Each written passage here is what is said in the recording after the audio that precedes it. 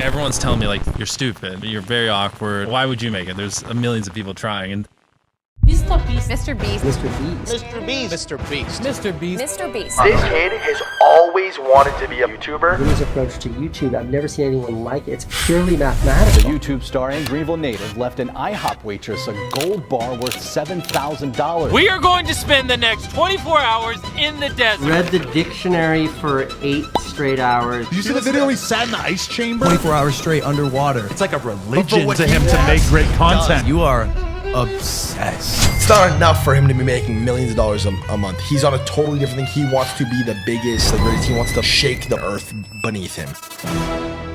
What kind of fucking psycho genius?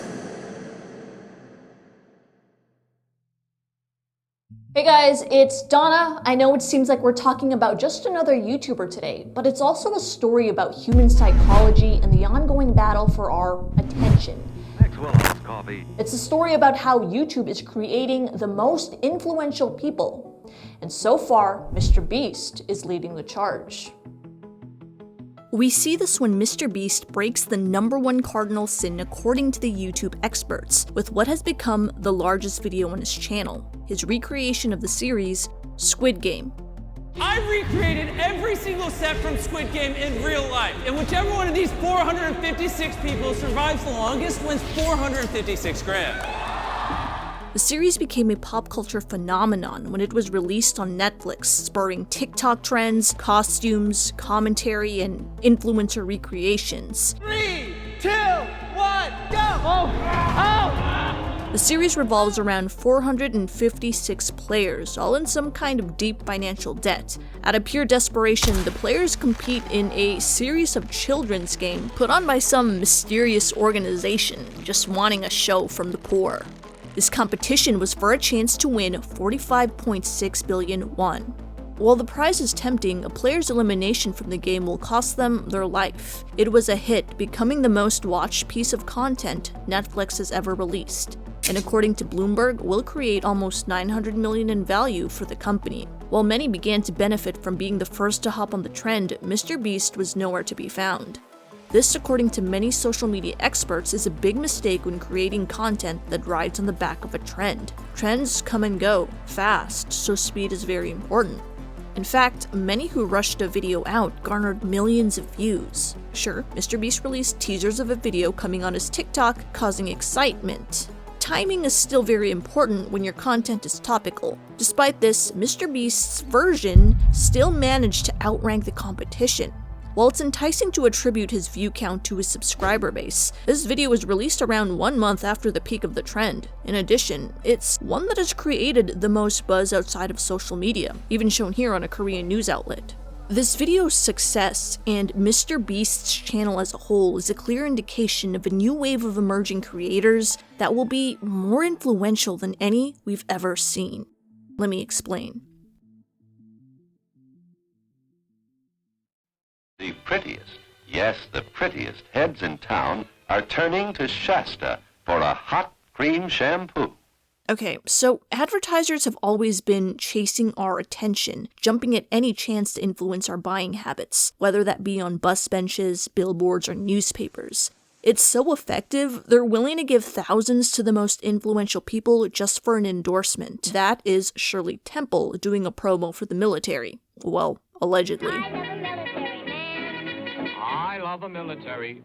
Although ads can be annoying, they allow us to enjoy countless things free of charge. With the success of early influencer marketing in traditional media, ad spend continued to pour in for big productions. But there was an emergence of a form of entertainment advertisers did not expect with the growth of the internet. Content made by me and you. For whatever reason, the millennial youth were captivated by less produced videos made by regular people with access to an internet connection and a point-and-shoot camera. While traditional media mocked this form of entertainment, Google noticed the impact of this attention and purchased the frontrunner of online content, YouTube. This is Chad and Steve. We're the co-founders of the site, and we just want to say thank you. Today we have some exciting news for you. We've been acquired by Google. Yeah, thanks. Thanks to every one of you guys that have been contributing to YouTube, the community. We wouldn't be anywhere close to where we are without the help of this community. They were so confident in the future of online creators, they paid creators more than half of the ad revenue displayed on their videos in order to incentivize them to keep creating content. Potential competitors were popping up and they were emailing people like me. They looked and saw a weakness in the platform and said, if we can get a significant number of these people who have strong audiences and pull them over onto our platform, then basically, like, YouTube, all it will have left is the copyright infringement. Those new platforms were saying, what if we shared our revenue with you? And that was super enticing. Most of those places were saying something like, we're going to give you 50% of the revenue that we earn from the advertisements on your videos. YouTube heard about this and they created the YouTube Partner Program. The one decision in the history of online media that has changed things more than anything else. A platform decided that every advertisement that runs on a video on a creator's page, half of that money is going to go to YouTube and half of that money is going to go to the creator. Actually, better than that. 55% is going to go to the creator. It remains a extremely impactful thing. It is a very large amount of money. In 2020, YouTube made around $20 billion. $10 billion of those dollars went to creators. This propelled many into sudden stardom overnight. It's turned everyday people into multi-millionaires. Advertisers saw how well these online individuals were able to command an audience's attention, and they were willing to spend millions just to attain a fraction of it. MrBeast is certainly one creator who often receives credit for knowing what viewers want. Brands agree. His Squid Game video cost $3.5 million to make and was partially funded by this sponsor, Brawl Stars. They wouldn't be paying him that much if they weren't convinced of his influence. For good reason, take a look at those numbers. But this type of creator didn't just materialize out of nowhere. My first complaint is radio stations because they play the same music every day. They've been shaped this way through the evolution of YouTube and its battle for attention. As a platform, influence and attention is a priority for YouTube. The longer an individual is on the site, the more ads they can be presented with, leading to more revenue. Because of this, YouTube uses its almighty algorithm to look for and promote the most influential individuals creating content. Now, YouTube and its algorithm have gone through many versions of itself, evolving with the purpose of getting better and better at keeping people on the website. Today, you're going to see that as YouTube's landscape evolves, creators who are the best at commanding attention rise to the top, while those that don't simply fade off if they don't adapt. Sort of Darwinian survival of the fittest, except instead of being the most genetically superior, what you end up with is a new generation of the most influential people to date. In the ongoing race for attention, advertisers have sought locations potential consumers may be attracted to. In the physical world, that may be a location with high traffic, and online it's no different. What about this internet thing? What is internet anyway? The internet is a system of thousands, maybe millions of computers all over the world, tied together by phone lines. Imagine a world where every word ever written, every picture ever painted, and every film ever shot could be viewed instantly in your home via an information superhighway. Turning on your home computer to read the day's newspaper. I can sell products. Computerized shopping. Everyday platforms compete to be the virtual go-to destination. One way that is done is through utility. You've got mail. Email and search engines, for example, have become so integrated with ordinary life, it'd be unfathomable to think of the modern world without them. To this day, more than 60% of the traffic on the internet is email. The traffic on these platforms are so high, you're able to use them for free because brands are willing to pay for ad space just for a chance you'll see their product. And everybody eventually in this country, will everybody be somehow hooked into an internet in the next 5, 10, 15 years? If we have anything to do about it, yes, they will. Well put. Thank you. Now, YouTube's first attempt at utility was a failure. According to co-founder Jawed Karim, YouTube's first iteration was a dating site. We even had a slogan for it. Tune in, hook up. The whole thing didn't make any sense. We were so desperate for some actual dating videos, whatever that even means, that we turned to the website any desperate person would turn to: Craigslist. Both co-founders even paid women $20 to post their videos, but to no avail. This strategy did nothing to attract users, prompting them to take early YouTube in a different direction. They then decided to allow anyone to upload on the site, and this finally did wonders for the platform. It became one of the easiest ways to share videos online. Its utility launched it to become the sort of Times Square of the virtual world. Exactly. I'm Darren in an ice cave in Alaska looking for some Wi-Fi, and you're watching Hackpoint 5. People were using it to send videos via email. You were no longer limited by space. All you had to do was upload your video onto the platform and send someone the link. YouTube also made it possible for users to embed videos on their website, or in my case, MySpace. However, something unexpected propelled its growth even further. Individuals were staying on the platform and watching other users' videos. There was your fair share of viral videos, sure, but users also enjoyed watching someone talk to their camera. Many have described this enjoyment as feeling like they're watching a friend. This type of one-sided relationship between a media figure and viewer is called a parasocial relationship. It became an additional element to YouTube's unstoppable growth. To really understand how YouTube has a hold on our attention, we have to understand how its algorithm has evolved. YouTube's utility created the first generation of creators I like to call the accidental creator. People would upload their video with the intention of sending the link to their friends and family, but because content was so scarce on the site, the algorithm would push it to the other users visiting the platform. Now, the accidental creator wasn't necessarily a creator all the time. It was sometimes just a viral video. But from this era emerged the first creators. It also started building experts in the internet's version of yellow journalism, a type of journalism that uses sensationalist headlines so readers read their article. This generation started packaging their content using clickbait titles, and would sometimes reflect that content, but sometimes not. As you can probably tell, this isn't the greatest for keeping users. If YouTubers continually promise something in their title and don't deliver on that promise, that viewer is going to go somewhere else. So, in 2012, YouTube introduced the metric watch time. This new metric meant accidental creators now had to shift their strategy to keep their audience's attention. Clicks or click-through was no longer enough. Watch time measures the total amount of time a viewer spends watching your video. The more time you're able to keep a viewer engaged in your video, the more YouTube will prioritize them. This evolution gave rise to a new type of creator better at commanding attention. I like to call them the personality. Personalities differed from accidental creators in that they treated YouTube like they owned a TV show. Content was often scheduled and very deliberate.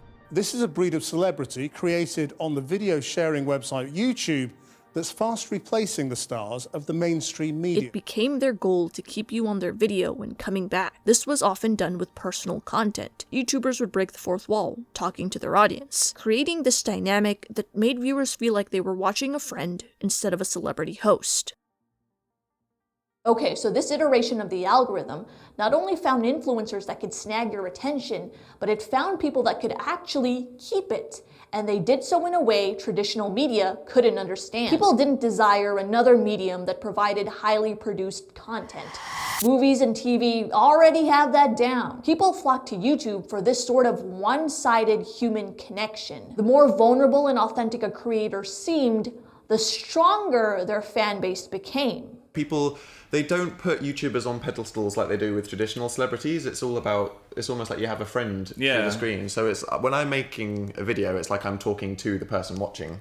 These channels would build massive subscriber bases and keep a continuous flow of dedicated viewers coming back onto YouTube from nothing more than human connection, thus fulfilling click-through and watch time. People were clicking and watching because they were dedicated to their favorite personalities. These guys have massively passionate followings, the YouTubers that we're using, and part of that is because people get to live their life from day to day, so they feel like they know them intrinsically and they're part of their lives.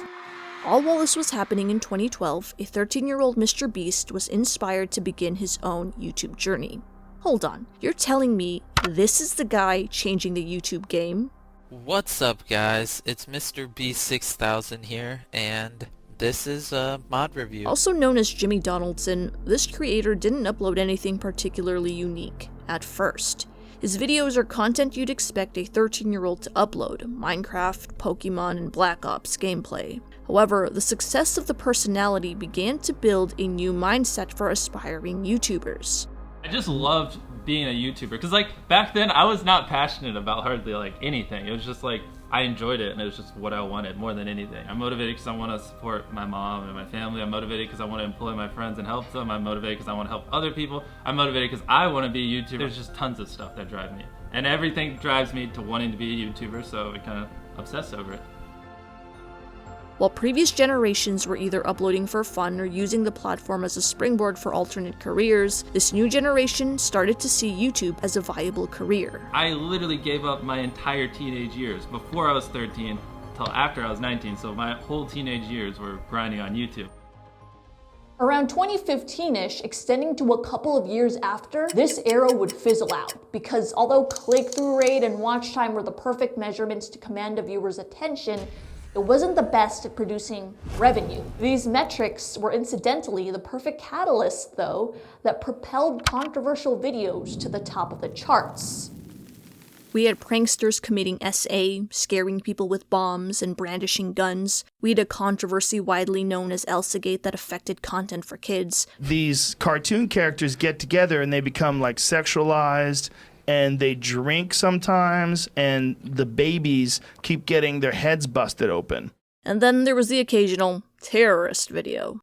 Unfortunately, advertisers didn't want to sell their toothpaste on any of these videos. After years and years of incidences like these, there was an immense pressure on YouTube by advertisers to figure out a system where their products weren't placed on these videos. This was a very bad thing for creators. I watched my ad rates tank as advertisers pulled out and basically did a little bit of a boycott of YouTube. Additionally, even though personality YouTubers built strong parasocial bonds with viewers, at the end of the day, their videos were still entertainment, making them by nature seasonal. People typically get tired of a show when it gets less viewership. The same was happening to many of these personality YouTubers. So, with viewers hungry for different personalities, and advertisers unhappy about their products on controversial videos, YouTube's algorithm needed to promote a different kind of creator, the daily vlogger. My name's Louis Cole. I make daily videos of my life and global adventures. I'm currently in the Mayan ruins of Tulum, and this has been my year so far. So, this iteration of the algorithm cut out anyone who interfered with its profit model, thus giving rise to the daily vlogger, or more accurately, creators that were known to prioritize less controversial and more advertiser-friendly videos, and focus on the frequency of uploads. More content equals more success. These YouTubers outperformed previous generations because at the end of the day, all platforms require financial capital to sustain itself. And the algorithm found daily vloggers to hold characteristics that do this. Their videos were still clickable just like the accidental creator, and they built personal connections and scheduled content just like the personality. However, their content was aligned with advertising policies. Now, the trick was to not be too sterile. Videos come off as disingenuous. Personal connection, a staple of YouTube, is all about showcasing your true personality. So, creators that adapted to this change would often display their more family-friendly side while holding back content advertisers may find offensive. YouTuber Roman Atwood, for instance, began his journey as a family vlogger on a second channel, but still continued to do pranks on his main one. Daily vloggers also began crushing another metric called session watch time. Now, keeping a viewer on your video is great, but YouTube had to figure out a way to keep them on the website after the video ended. So, if someone watching your video is led to another video and then watches that one in length, you get some credit for that watch time. This is called session watch time and explains the weird rabbit holes you're continuously falling down. The daily vloggers had an advantage when it came to this metric.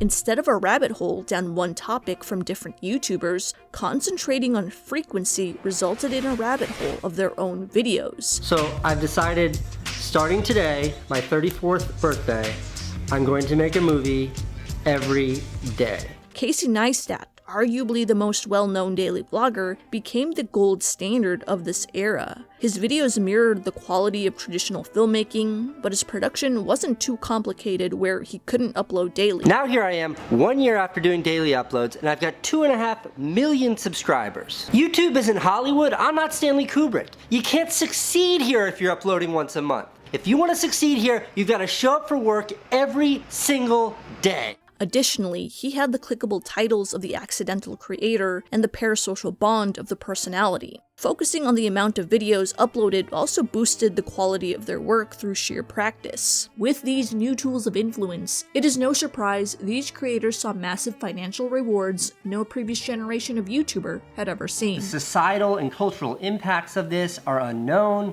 but if you take one little glimpse at where they're headed, it matters. That's why 1 million people choosing to subscribe to see my content on the internet is more important to me than any of those mainstream accolades. Other genres of YouTube took a lesson from the daily vlogger and applied this to their own channels. During this time, quantity became king, and MrBeast was no different. Look at it. Isn't it beautiful? Quadruple digits.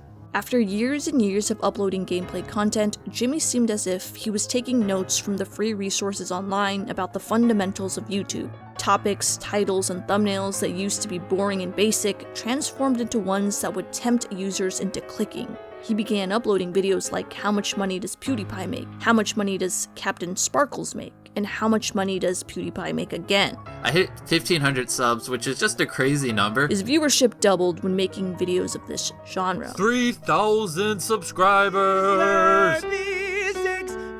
7,000 subscribers. 8,000 subscribers. We hit 9K subs yesterday. I have 10,000 subscribers.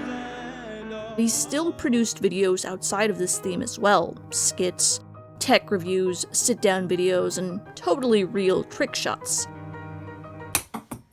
He was also uploading at a rate that wasn't quite daily, but it was still pretty frequent. While on this YouTube grind, we first see the style we know him for now emerge with this video called Counting to 10,000 in One Sitting. It's 3 hours long, and it's exactly what it sounds like. 52, 53, 54, 55, 56, 57, 58, 59, 60, 61, 62, 63. Today, it has over 30 million views. Eventually, more videos of extreme stunts were sprinkled with his commentary on YouTube. His style began to develop the more and more he uploaded. I'm gonna take these plastic knives, I'm gonna cut right here, and I'm gonna cut all the way through it.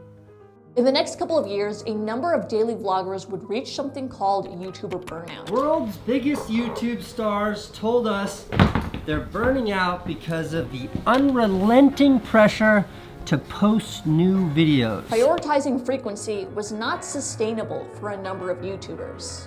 It seemed as if Jimmy was struggling with the frequency rule. You have failed to upload more than 2 videos a week this entire year. Your Honor, my videos just take a lot of time. While many of his sit-down videos and even skits were uploaded daily or every other day, extreme challenge videos like this are difficult to pull off frequently.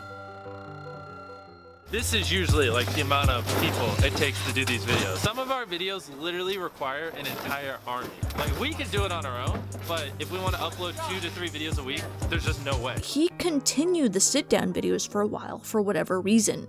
Perhaps he felt like he had to upload almost daily because that's what everyone who was successful on YouTube was doing. If you want to write down one word and stick it in your mirror from this whole talk, the word is volume. This is a volume warfare. In order to keep up with the almost daily grind, it seemed like he was doing these challenge videos. Can you move a 10-pound dumbbell using only sound? And then talking about viral topics in order to fill the gaps. Eventually, he ditched the at-home videos, focusing more on extreme stunts every 3 to 4 days. So yeah, guys, we're gonna spend 24 hours in jail. This is an actual jail cell. Wish us luck.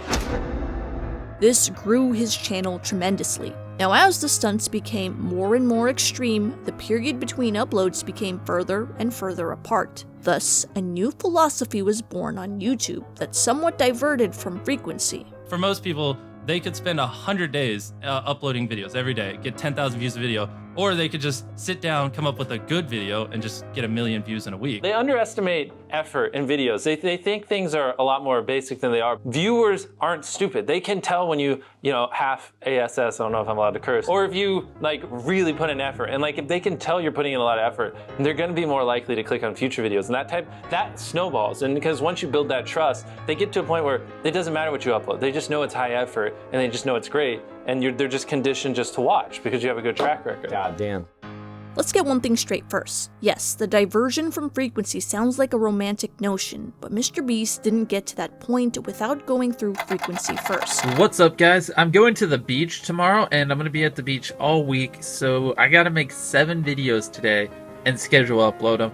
It's very hard right off the bat to know what makes a good video, how to hold a viewer, how to get them to click and stuff like that. Some people are naturally entertaining and retaining a viewer is just much easier for them, and some people, like me, you just need a long time to develop. While many call his Let's Play videos and even his sit-downs a waste of time, you can't get to this point without going through this first. By going through the frequency stage, Jimmy was able to get to know himself as a creator and learn what he likes or dislikes about making videos while also improving his production abilities. The evolving landscape of the online world additionally provided ammunition for his growth. Because many were prioritizing frequency resulting in good enough content, and to some extent many still are, good enough became the baseline of online content. As something becomes the norm, audiences are always looking for that extra something, and MrBeast provides that. His rapidly increasing subscriber count is a testament to that. Many are quick to point out that MrBeast is able to take that extra step because his wealth gives him an advantage. But even before his channel's success, we've already seen him put in more effort than most people. Jimmy is committed to some absurd stunts that were able to capture a viewer's attention while staying very budget-friendly. Can you name just 5 YouTubers who would watch It's Everyday Bro for 10 hours? Or one that would say keep net neutrality for that same amount of time? I can't even think of one. Even YouTubers somewhat on par with him, if that exists, don't nearly put the time and effort that he has in their videos, and in my opinion, it's the difference between a video getting 1 million views and 30 million. I hear about so many people that are supposedly copying MrBeast's style, yet I don't see many people pulling his view count. This is the reason I think MrBeast and the next generation of creators are by far the most influential. Let's take a look at some of those MrBeast copycats and try and figure out what exactly is the difference between what they're doing and what MrBeast is doing. So I asked you on Instagram and my community post, who are some YouTubers that have been accused of copying MrBeast or simply have a similar style to him? We're going to take a look at those creators and determine what factors are holding them back from hitting those high numbers. And you know what? I want you to give your input too. If these guys are so similar to MrBeast, why do you think they're not hitting the numbers that he does? First, we have UK YouTuber Morgs, which many of you have mentioned. Oh my god, here's one right here. I spent 24 hours in Insane Asylum challenge. MrBeast, I spent 24 hours straight in Insane Asylum. I spent 24 hours straight in a prison right here. Escape the prison challenge, win $10,000. Then the infamous Russian copycat A4. Last one of your right hands, his left hand, to leave the car, keeps it. This is a deserted island with 0 inhabitants, and we're gonna spend 24 hours straight here. Both these channels just straight up plagiarized his video ideas. A4 even had the audacity to Photoshop a few thumbnails and replace them with him and his friends. I think there's not much to be said here. Yeah, they got the views, but if someone is already doing the idea at a top level and views and engagement reflect that, if you copy, you're always going to land in second place. A copy is never as good as the original. Next, I saw a number of people saying Eric and Ryan Trahan. To me, their content ideas are very much themselves and original, so I wouldn't say they're copying MrBeast at all. But I think what people are getting at is that they have similar formats. Their editing styles, high energy, and in the genre of extreme stunts, their ideas would fall under a very similar category as Jimmy's. David Dobrik has not uploaded a vlog in over 2 months. So I decided I needed to watch every David Dobrik vlog ever in order to get information on how I could confront David and give him no other option but to restart the vlog.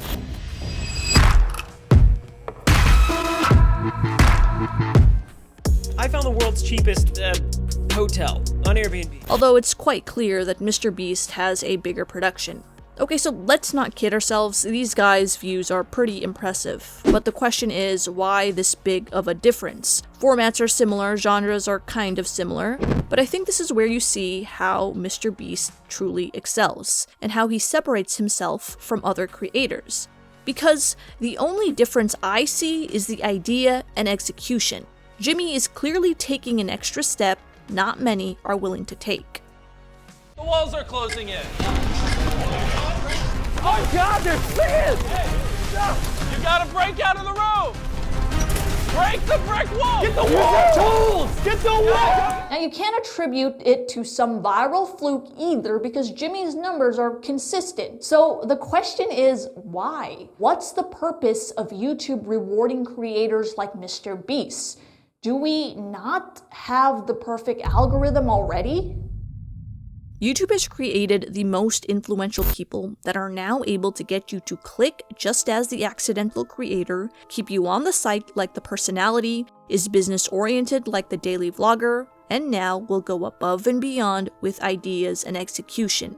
MrBeast checks all those boxes. And although he is far ahead of the competition, creators willing to go that extra mile are seeing their efforts pay off. ZHC is another creator that many of you said had a similar format. This is true, the editing style or energy genre all line up to this sort of content. I'm going to spend the next 10 days customizing this entire school. However, he's actually one of the few people that's able to pull a good amount of views, and I believe it is because of idea and execution. He's putting his own spin on this sort of genre by customizing some very expensive things. Mark Rober, another individual who pulls a high amount of views, is rewarded this because of his ideas and execution as well. 2, 1.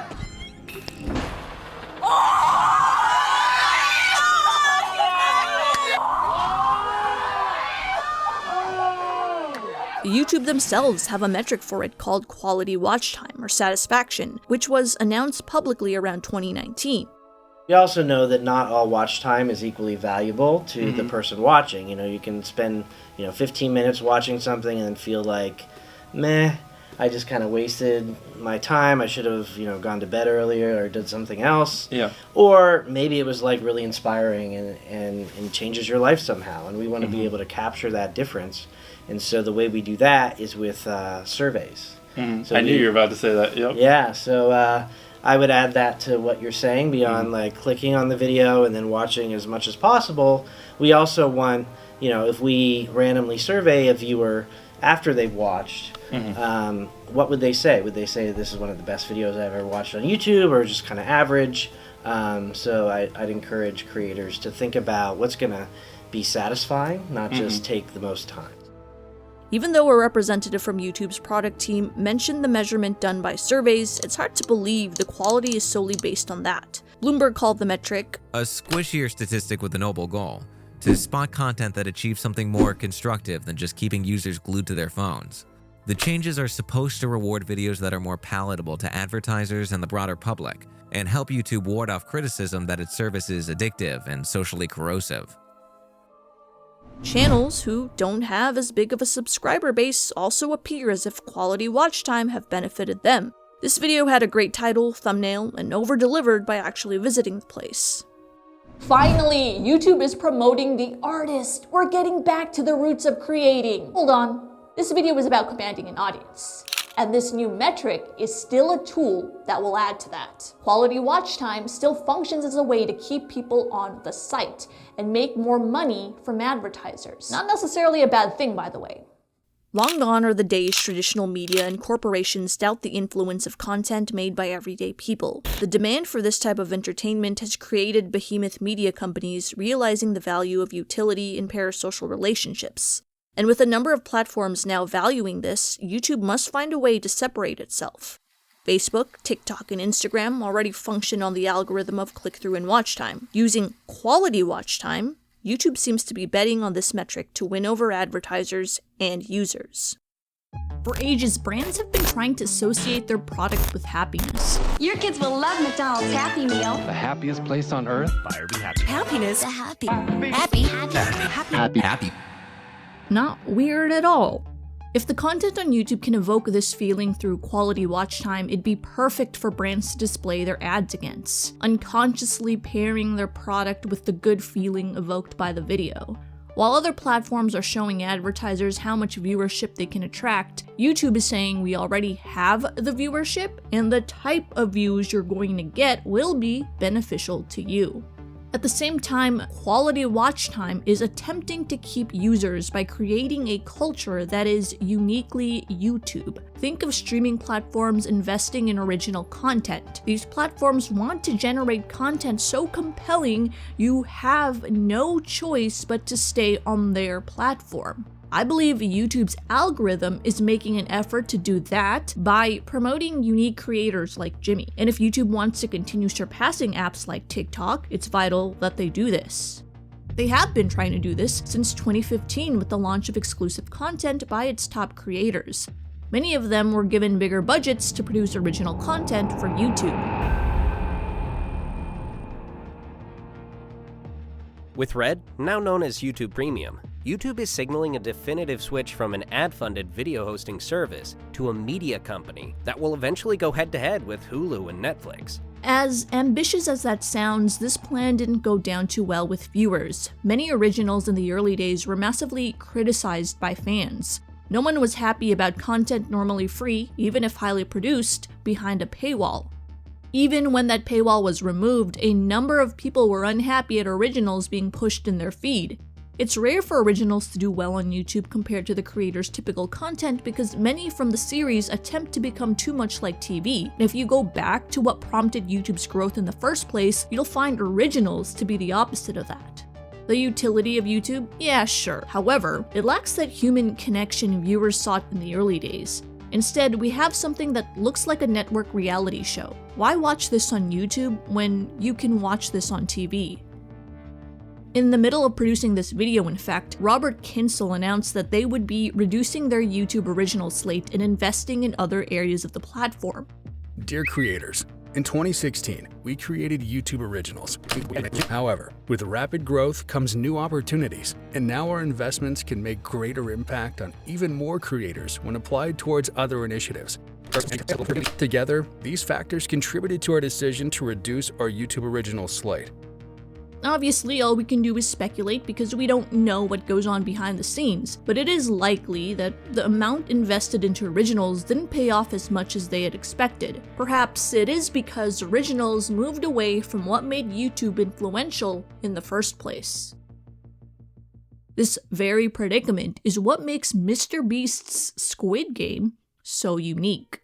When MrBeast released his Squid Game video, it was actually refreshing to see an internet person put so much effort into a piece of content, and he did so in a way where it wasn't so stale and impersonal, much like reality TV. It felt like a video that was actually meant for the internet, and I think this is how YouTube Originals should be. It should be the creator's content put on steroids. With $3.5 million, this team recreated the series as best and as legally as they could. With this video being the most viewed and creating the most hype, it's a testament to how much a good idea and execution matter on this platform. An art many claim is dying with the proliferation of internet content. And if YouTube wants to continue commanding a viewer's attention, this is the type of content that will separate it from other content sharing platforms.